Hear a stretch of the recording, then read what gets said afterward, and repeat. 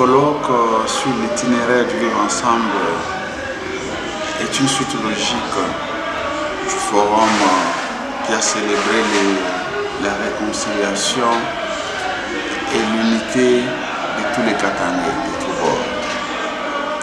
Il a été impérieux de continuer dans ces schémas pour donner maintenant la chance aux Katangais, d'une manière générale, de comprendre qu'on ne peut pas vivre en vase clos. Et notre espace est un carrefour de culture, un carrefour de personnes venant de tous bords et de partout. Pourquoi un carrefour? Parce que le Grand Katanga ou l'espace katangais regorge beaucoup de potentialités, regorge beaucoup de richesses qui font en sorte que nous puissions être au centre sur plusieurs aspects de la vie nationale, du point de vue économique, culturel et voire même du point de vue religieux. Et donc c'était important de continuer dans cette logique parce que les pasteurs, bergers qu'ils sont, le prélat catholique avec toute la délégation des communautés religieuses sœurs qui ont accompagné, voudraient bien prêcher l'amour parce que la Bible elle-même prêche la paix. La paix est au centre du message de Christ et du message de tous les religieux de partout. Et donc c'était important qu'on puisse mettre maintenant tout le monde ensemble pour que nous puissions parler de la religion, non, parler plutôt du vivre ensemble d'une manière un peu plus détaillée. Voilà. Et donc pour nous, nous comprenons que le vivre ensemble est une capacité pour les individus, de surmonter leurs différends. Une capacité pour des individus de comprendre que le conflit peut exister et que le conflit est naturel, d'ailleurs inhérent à la vie. Et donc nous avons besoin de nous intégrer totalement. Et quand on parle d'intégration, nous voyons l'acceptation, nous voyons le respect, nous voyons tout ce qui a trait à la cohabitation pacifique. Et donc le vivre ensemble était impérieux. C'était important qu'on puisse aborder cet itinéraire en montrant une schématisation sociale qui permet à ce que l'autre qui est en face de toi, les Congolais, même s'il n'est pas de ta tribu, même s'il n'a pas la même taille que toi, c'est un début, c'est un processus qui doit commencer. Ça ne peut pas terminer aujourd'hui, mais et que les politiques, les culturels, les religieux, tout le monde doit mettre la main à la pâte pour que nous puissions faire de ce vivre ensemble un mode de vie. Étant Congolais, nous savons que nous sommes pratiquement plus de 450 tribus. C'est plus de 80 millions d'habitants congolais. C'est une mosaïque de cultures.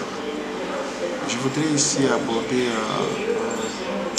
l'avantage de cette mosaïque devrait plutôt favoriser la solidarité.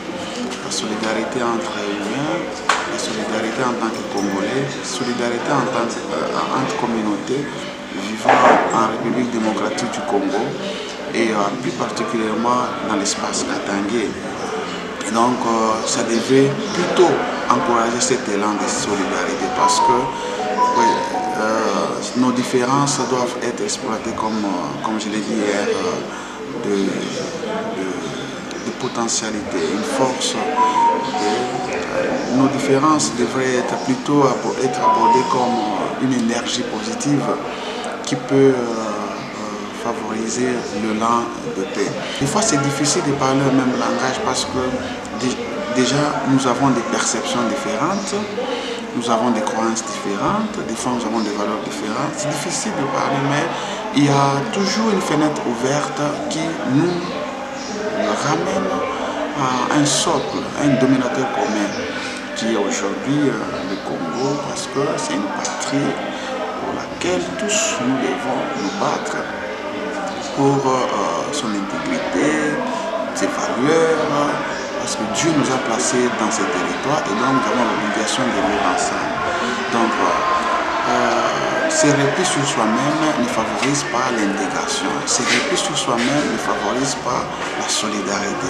Le repli sur soi-même favorise plutôt toute attitude qui pousse l'homme à haïr l'autre, à ne pas l'aimer, voyez. Et donc,